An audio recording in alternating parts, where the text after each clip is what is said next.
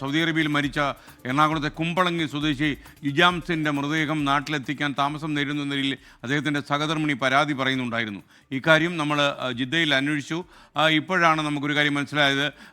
ഈ നവോദയ സാംസ്കാരിക വേദി ജിദ്ദയിലുള്ള മലയാളികളുടെ ഈ സംഘടന, അവരുടെ നേതൃത്വത്തിൽ നടപടിക്രമങ്ങൾ വേഗം പുരോഗമിക്കുന്നുവെന്നാണ് ഞങ്ങളുടെ റിപ്പോർട്ടർ ജലീൽ കണ്ണമംഗലം ജിദ്ദയിൽ നിന്ന് അറിയിക്കുന്നത്.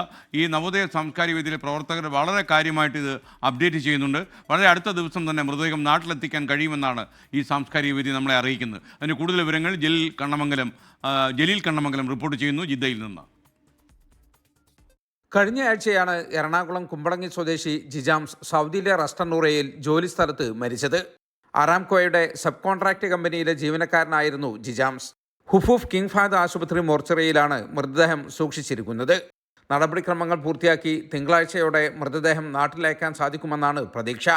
മേഖലയിലെ നവോദയ സാംസ്കാരിക വേദി പ്രവർത്തകരുടെ നേതൃത്വത്തിലാണ് നടപടിക്രമങ്ങൾ പുരോഗമിക്കുന്നത്. കമ്പനിയുടെ ഭാഗത്തു നിന്നും പോലീസിന്റെ ഭാഗത്തു നിന്നുമുള്ള നടപടിക്രമങ്ങൾ പൂർത്തിയാക്കിയതായാണ് റിപ്പോർട്ട്. ഇന്ത്യൻ എംബസിയിൽ നിന്നുള്ള NOC നാളെ ലഭിക്കുമെന്നാണ് സൂചന.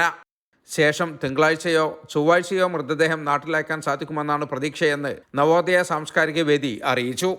24 ജിദ്ദ.